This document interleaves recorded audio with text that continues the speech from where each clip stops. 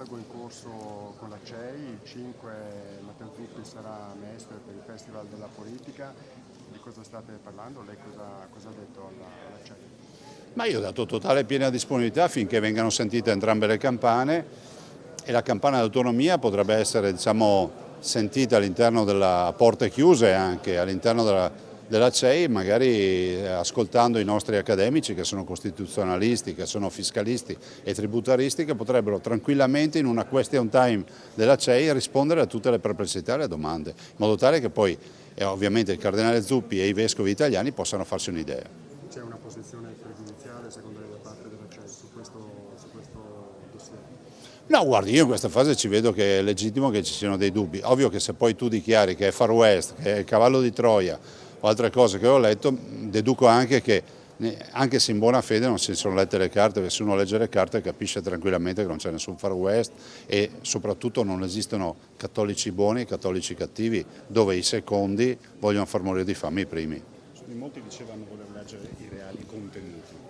Prego, scusa? Molti dicevano che non vogliono leggere i reali contenuti dell'autonomia. Ma guardi, se partiamo dalla legge, basterebbe la legge Calderoli, già il primo articolo fuga ogni dubbio rispetto alla solidarietà, alla sussidiarietà e al fatto che sia un progetto unitario.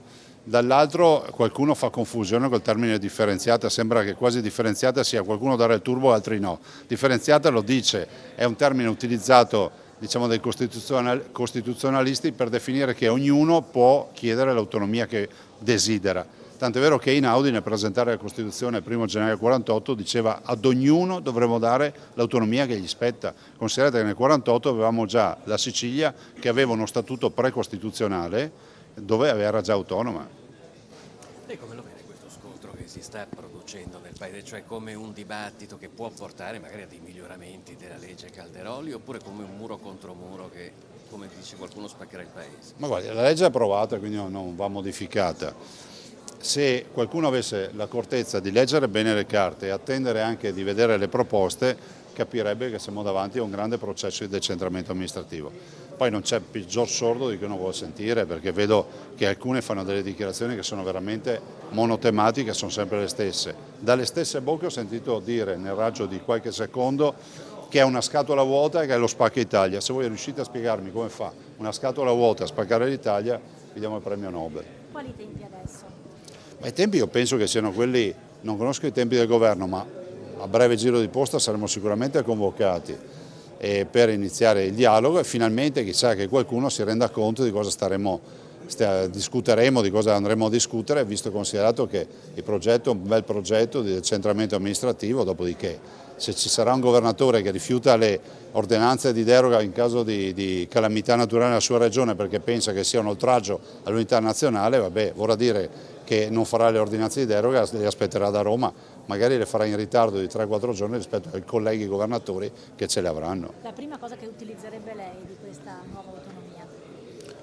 Ma è tutto quello che è facilitazione della vita dei cittadini. Faccio sempre l'esempio, il Ministero degli Interni a un certo punto questo governo si è accorto che non riusciva a fare i passaporti in tempo per un fatto proprio veramente di collasso delle questure e ha deciso di trasferirli agli uffici postali. Ecco, io non lo trovo uno spacca Italia, non lo trovo una rinuncia a fare lo smantellamento del Ministero degli Interni, la trovo piuttosto l'occasione per dire che i cittadini tribuleranno di meno. Ecco, quando sentite discorsi sull'autonomia sono tutti in questa direzione.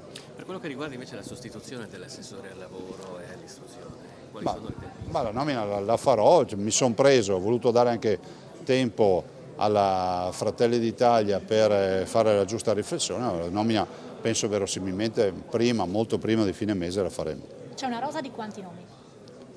Bah, guardi, io ho sentito parlare di tutte persone peraltro con bei curricula e quindi non faccio numeri, dico che ci sono tante persone che sono assolutamente, potrebbero essere oggetto di questa nomina, dopodiché ovviamente come è previsto una sola farà l'assessore. A proposito di candidature, cosa ne pensa dell'autocandidatura di Andrea Crisanti con il PD governatore? Beh, questo è un problema del PD, non è un problema nostro. Noi possiamo solo dire che è legittima questa candidatura perché ha più di 18 anni.